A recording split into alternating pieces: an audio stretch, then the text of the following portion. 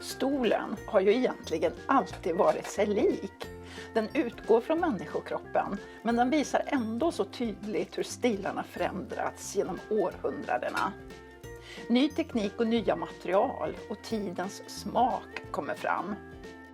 Från flodkulturerna Mesopotamien och Egypten har vi fått flyttbara möbler, såsom stolen. Från början en tron för att visa makt. En typisk grekisk stol var klismos med böjt ryggstöd och avsmalnande böjda ben. De romerska stolarna var ofta av marmor och prydda med sfinxer och liknande. Stolen kom förmodligen till Kina på 1100-talet. Japanerna anammade inte stolen alls på samma sätt. Från början var möblerna väggfasta under medeltiden, men stolpstolen var ny.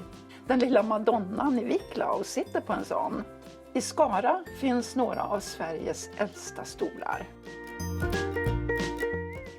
Hos oss är kubbstolen i ett enda stycke den äldsta stoltypen. Och pallen förstås, som utvecklades till en pinnstol.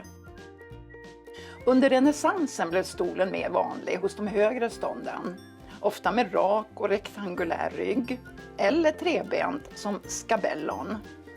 Barockstolarna var praktfulla med spiralvridna ben, H-kryss och kraftiga S-kurvor. Ibland har man talat om bondrokoko.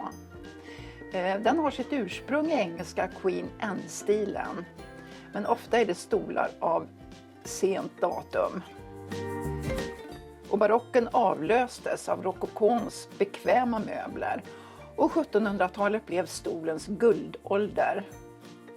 Rokokons mjuka S-kurva ansågs vara fulländad. Gustaviansk stil rätade ut rokokons kurviga linjer och blev mer stram och återhållsam. Stolsbenen var avsmalnande och räfflade.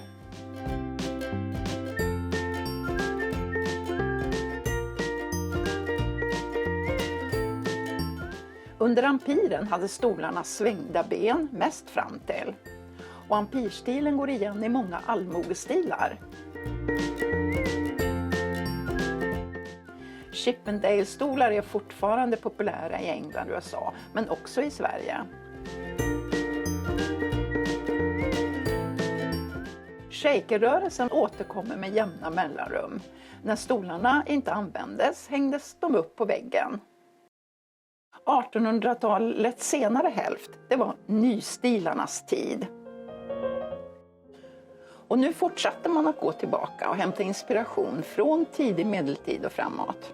Nystilarna avlöste varandra i snabb takt, men fanns också samtidigt. Nyrenässansens stolar var arkitektoniskt uppbyggda, ofta i ek. Nybarocken tog upp de barocka dragen med kryss och kulfötter och höga smala ryggstöd. Nyrokokon är kanske den nystil som vi ser mest av. Fornnordisk stil kallas ibland nationalromantisk och den tog upp det germanska arvet. Allt orientaliskt var populärt. Man möblerade moriskt i vissa rum. Nystilarna, denna stilmaskerad som man sa, hade varat halva 1800-talet. Kring sekelskiftet 1900 ville man skapa något helt nytt och flera olika strömningar vill alla stå för detta nya. Tidigast ut var jugendstilen, så småningom en klassicism och art deco och så modernismen. Typiskt för tidig jugend var organiska, slingrande former. Sen jugend övergick till raka, geometriska former, mest i Österrike och Skottland. Hela matsalsmöblemang i ek var populära. Kring 1900 kan vi se några stolar som påminner både om jugend, klassicism och modernism.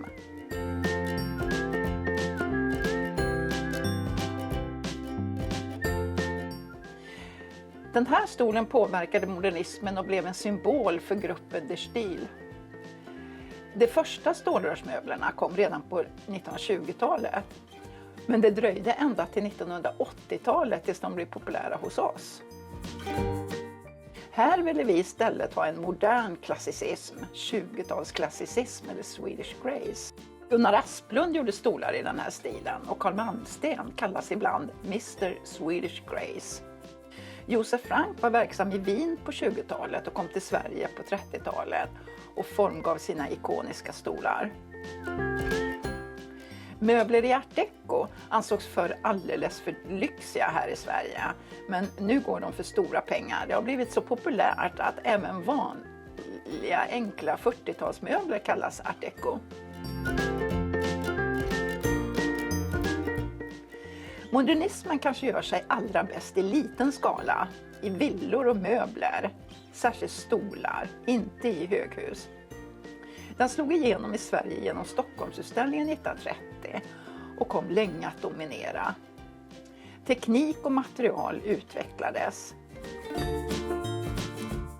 Ray och Charles Eames hade tillverkat benspjälor av formpressad plywood under kriget och så fort det var slut kom deras berömda stolar i samma material. I Norden använde man blond böjträ som hos Alvar Aalto och Bruno Mattsson. Myrans rygg och sits gjordes i ett enda stycke genom formpressning. Men det var ju Alvar Aalto och Arne Jacobsen som satte sin omisskännliga prägel på stolarna. Den amerikanska arkitekten Robert Venturi gjorde om less is more till less is a bore. Modernismen var helt enkelt tråkig. Robert Venturi gjorde typiska postmodernistiska omtolkningar till äldre stilar. Postmoderna byggnader och stolar kan se ut nästan hur som helst. I Sverige blev Jonas Bolins stol Concrete ett exempel på möbler som konst 1981. Numera ska varje stol helst vara ett original som inte får kopieras. Men de allra största stolskaparna har aldrig hymlat med att man tittat på tidigare modeller. Här är några exempel.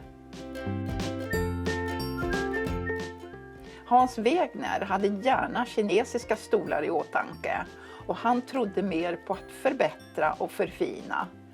Vår främste stolskapare Åke Axelsson uttrycker det så här: verkliga innovationer uppstår någon gång per århundrade.